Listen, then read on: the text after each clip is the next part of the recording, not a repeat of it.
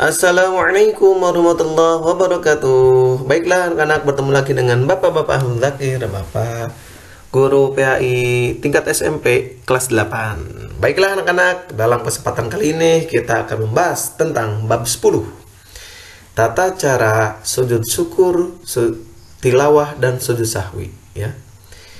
Baiklah anak-anak, ya. Sebelum kita mulai materinya, semoga kita tetap semangat, ya. Semangat dan semangat. Adapun peta konsep yang akan kita pelajari, ya, macam-macam sujud syukur, tilawah, sujud sahwi, ya. Kemudian terbiasa mempraktekkan sujud syukur, tilawah dan sahwinya. Baiklah, adapun tata cara sujud, langsung ke materinya. Sujud syukur adalah sujud sebagai tanda terima kasih seorang hamba kepada penciptanya, yaitu Allah Subhanahu wa Ta'ala. Sujud syukur bisa dikarenakan mendapat kenikmatan ataupun terhindar dari musibah. Misalnya, ya, kita mendapatkan nikmat yang banyak dari Allah, yuk kita langsung sujud syukur hari itu. Atau misalkan kita baru lulus tes, misal masuk ke polisi, tentara, atau ke pekerjaan yang kita mau, kita boleh langsung sujud syukur hari itu di sana, ya, tempatnya. Cari tempat yang suci. Hukum sujud syukur adalah sunnah. Apabila dikerjakan mendapatkan pahala, dan apabila ditinggalkan tidak mendapat pahala dan dosa. Itu, ya. Jadi kalau kita kerjakan dapat pahala, kalau tidak dikerjakan tidak mendapat dosa. Hukum sujud syukur sunnah karena pernah dicontohkan oleh Rasulullah Sallallahu Alaihi Wasallam. Baiklah, ini adalah bacaan sujud syukur, ya. Ini yang panjangnya, ya anak-anak, teman-teman. Bismillahirrahmanirrahim. Rabbi auzi'ni an ashkura ni'mataka allati an'amta 'alayya wa 'ala walidayya wa an a'mala salihan tardah wa aslih li fi dzurriyyati inni tubtu ilaika wa inni minal muslimin. Ada yang bacaannya agak dipersingkat, ada. Ini bacaannya, ya anak-anak, teman-teman. Subhanallah walhamdulillah wala ilaha illallah wallahu akbar wala haula wala quwata illa billahil aliyil azim. Itu yang agak pendek, ada yang pendek banget, ya teman-teman. Subuhun kudusun Rabbuna wa Rabbul malaikati warruh. Itu bisa, itu yang paling pendek. Terserah mau yang mana yang diamalkan. Tata cara sujud syukur dilakukan secara spontan dengan berdiri menghadap kiblat. Jadi syaratnya harus menghadap kiblat, ya. Setelah itu langsung sujud satu kali lalu duduk untuk mengucapkan salam. Sujud syukur hanya dilakukan satu kali untuk satu nikmat atau terhindar dari musibah.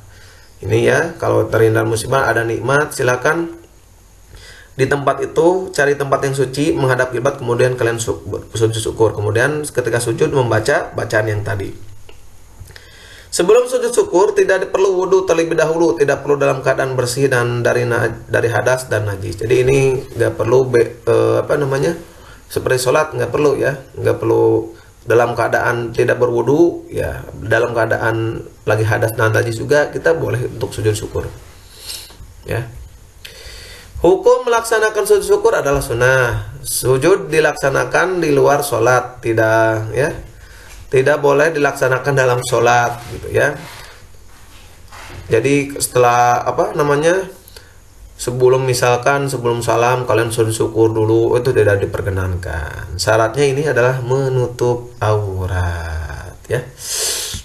Contoh peristiwa bagi pelajar yang layak dilakukan sujud syukur: mendapatkan kabar baik yang menyenangkan dari orang tua, guru, atau teman. Jadi kalau ada kabar baik, silakan sujud syukur.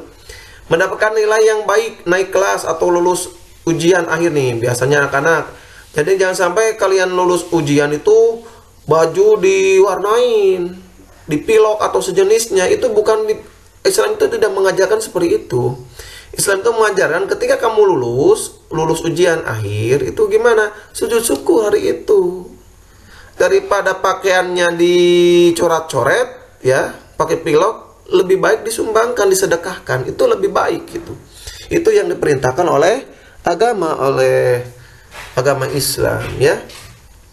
Kemudian menjadi juara kelas atau juara dalam satu pertandingan, itu bisa mendapatkan beasiswa, mendapatkan penghargaan seperti menjadi siswa terbaik baik di sekolah maupun tingkat yang lebih tinggi. Itu bisa sujud syukur. Yang kedua yaitu sujud tilawah. Sujud tilawah artinya sujud bacaan. Sujud tilawah ini dilakukan setelah membaca atau mendengarkan ayat-ayat sajdah. Biasanya di dalam ayat Al-Quran suka ada tanda seperti kubah masjid ya. Biasanya suka ada itu. Ketika berhenti di sana kita harus sujud dulu, kemudian baca bacaan sujud tilawah. Ayat termasuk ayat-ayat sajadah dalam Al-Quran ada 15 ya. Ini yang pertama ada surat Al-Araf 206, Ar-Ra'd ayat 15, An-Nahl ayat 50, Al-Isra ayat 109, Maryam surat 58, Al-Hajj ayat 18, Al-Hajj ayat 77, Al-Furqan ayat 60, An-Naml ayat 26, As-Sajdah ayat 15, Al-Sad ayat 24, Al-Fussilat ayat 38, An-Najm ayat 62, Al-Insyiqaq ayat 21, dan Al-Alaq ayat 19 ya. Ketentuan sujud tilawah. Sujud tilawah dapat dilakukan di dalam sholat ataupun di luar sholat. Misalkan suka ada imam ya membacakan surat sajdah, dia sebelum melesaikan bacaan suratnya dia suka sujud dulu ke bawah kemudian berdiri lagi. Itu boleh dilakukan. Ataupun di luar sholat ketika kita lagi membaca Al-Quran bertemu dengan surat sajdah yang ada tandanya itu di ayat itu pakai kubah masjid ya, itu silakan untuk melakukan sujud tilawah. Apabila dilakukan di dalam sholat, orang sholat langsung sujud ketika ini ya sudah Bapak terangkan. Yang ketiga, bila dilakukan di luar sholat, caranya adalah mengangkat tangan sambil takbir kemudian sujud. Setelah itu, bangkit dari sujud dengan membaca takbir tanpa membaca tasyahud dan tidak perlu mengucapkan salam. Jadi intinya beginilah, ketika kalian melakukan surat sajdah, ya misalkan berhenti di surat tersebut, kemudian kalian sujud, membaca bacaan sujud tilawah. Apa bacaannya? Kita akan lanjutnya ya.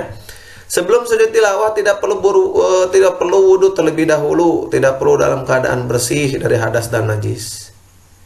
Ini ya, kecuali kalau misalkan kalian ini dalam keadaan membacanya tidak memegang Al-Quran, atau kalian misalkan lagi hafalan, itu tidak perlu kan, kalau kalian lagi hafalan Al-Quran kalian nggak perlu berwudhu gitu ya.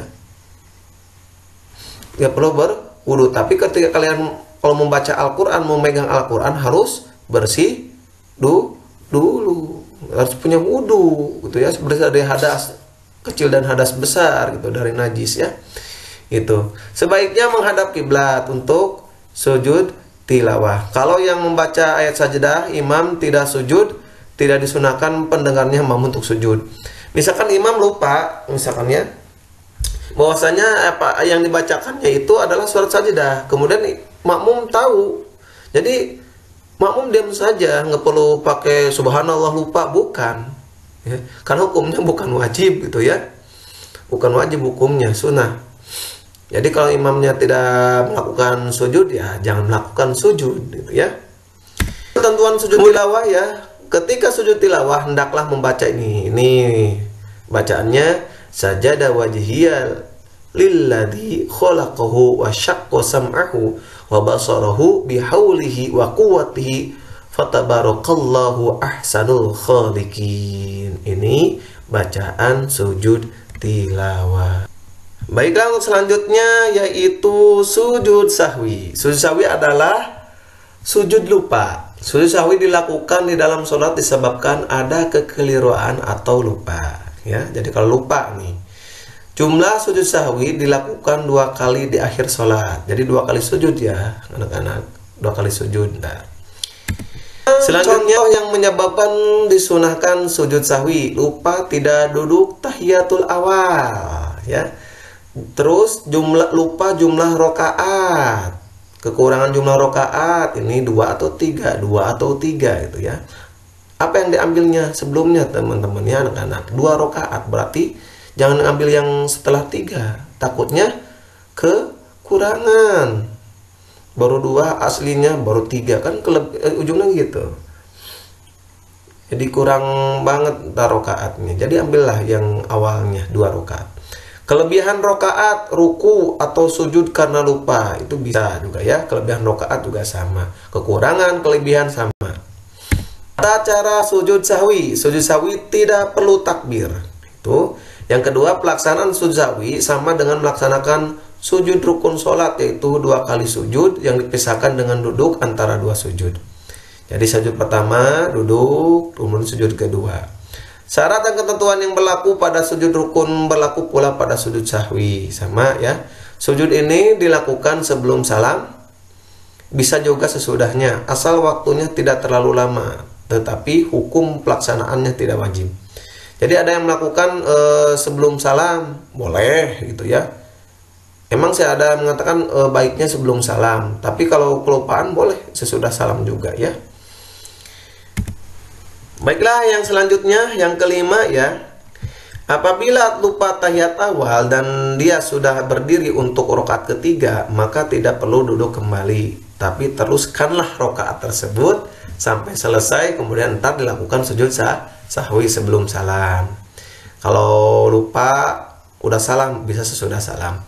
Yang keenam, apabila imam salah dalam hitungan rakaat atau yang lainnya, maka hendaklah makmum mengingatkan imam dengan bacaan gitu.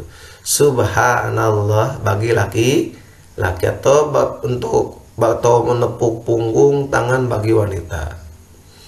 Ya, tapi kita kebanyakan suka subhanallah gitu ya. Tapi kan laki-laki biasa paling depan gitu ya. Yang ketujuh, jika seorang imam lupa bacaan atau tidak bisa meneruskan bacaannya, maka hendaklah salah seorang makmum mengingatkan dengan cara membacakan ayat tersebut supaya imam ingat dan meneruskan bacaannya.